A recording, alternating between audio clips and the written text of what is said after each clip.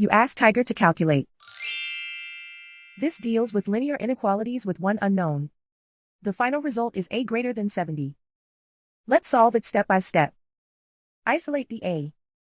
Multiply both sides by 5.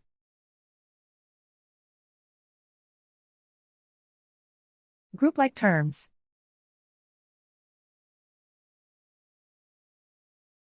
Multiply the coefficients.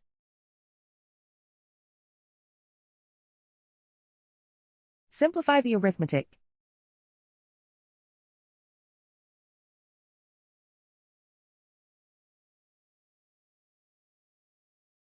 Convert the a into a positive number. Multiply both sides by -1. Whenever you multiply or divide by a negative, reverse the inequality sign.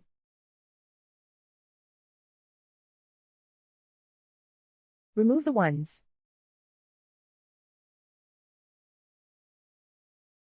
Simplify the arithmetic.